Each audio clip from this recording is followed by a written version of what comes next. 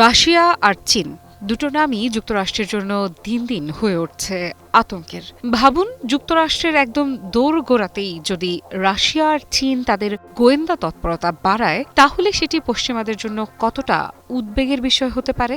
নতুন এক গোয়েন্দা মূল্যায়ন বলছে ঠিক তেমনটাই ঘটছে।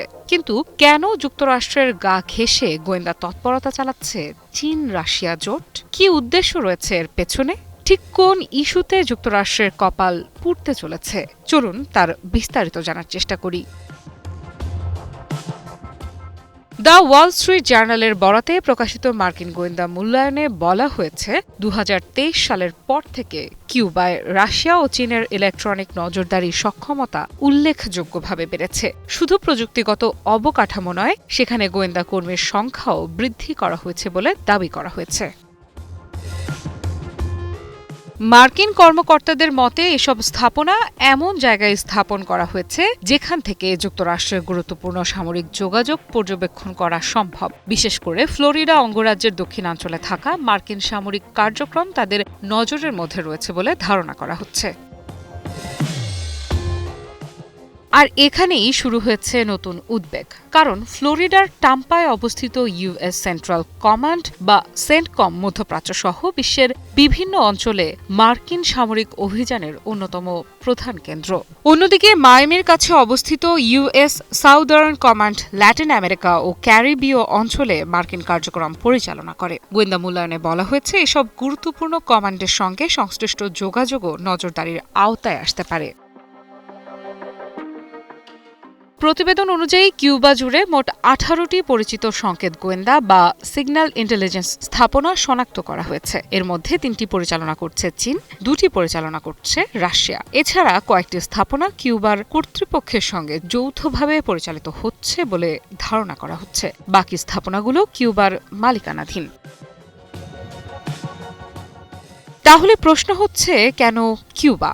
এর উত্তর খুঁজতে হলে ইতিহাসের দিকে তাকাতে হবে। স্নায়ুযুদ্ধের সময় থেকেই কিউবা ছিল যুক্তরাষ্ট্রের প্রতিদ্বন্দ্বী শক্তিগুলোর জন্য একটি কৌশলগত অবস্থান। আর এখন মাত্র কয়েকশো কিলোমিটার দূরে অবস্থিত এই দ্বীপ রাষ্ট্র আবারও বৈশ্বিক শক্তির প্রতিযোগিতার কেন্দ্রবিন্দুতে উঠে এসেছে। ওয়াশিংটনের দৃষ্টিতে বিষয়টি শুধু কয়েকটি গোয়েন্দা স্থাপনার প্রশ্ন নয়, বরং এটি পশ্চিম গোলার্ধে রাশিয়া ও চীনের দীর্ঘমেয়াদী প্রভাব বিস্তারের বৃহত্তর কৌশলের অংশ। অর্থাৎ যুক্তরাষ্ট্রের নিজস্ব প্রভাব বলয়ের মধ্যেই প্রতিদ্বন্দ্বী শক্তিগুলো নিজেদের অবস্থান শক্তিশালী করার চেষ্টা করছে। ট্রাম্প প্রশাসন এই গোয়েন্দা তথ্যকে হাভানার বিরুদ্ধে আরও কঠোর অবস্থান নেওয়ার একটি কারণ হিসেবে তুলে ধরছে। তাদের বক্তব্য, কিউবা এখন এমন একটি প্ল্যাটফর্মে পরিণত হয়েছে যেখান থেকে রাশিয়া ও চীন যুক্তরাষ্ট্রের খুব কাছাকাছি অবস্থান থেকে গোয়েন্দা কার্যক্রম পরিচালনা করতে পারছে। এদিকে আরেকটি বিষয়ও মার্কিন কর্মকর্তাদের দৃষ্টি আকর্ষণ করেছে। অভিযোগ রয়েছে, কিউবার গোয়েন্দা তৎপরতা বেড়েছে গুয়ান্তানামো বে ঘিরেও। কিউবার দক্ষিণ পূর্ব উপকূলে অবস্থিত এই মার্কিন নৌঘাঁটিটি দীর্ঘদিন ধরেই কৌশলগতভাবে অত্যন্ত গুরুত্বপূর্ণ। এই পরিস্থিতিতে যুক্তরাষ্ট্রও বসে নেই। দেশটির সদ্য সাবেক জাতীয় গোয়েন্দা পরিচালক তুলসী গ্যাবার্ডের নির্দেশনার পর কিউবাকে ঘিরে নজরদারি বাড়ানো হয়েছে। ড্রোন উড্ডয়ন, স্যাটেলাইট পর্যবেক্ষণ এবং অন্যান্য গোয়েন্দা কার্যক্রমের মাধ্যমে দ্বীপটির ওপর আরও ঘনিষ্ঠ নজর রাখা হচ্ছে বলে জানা গেছে।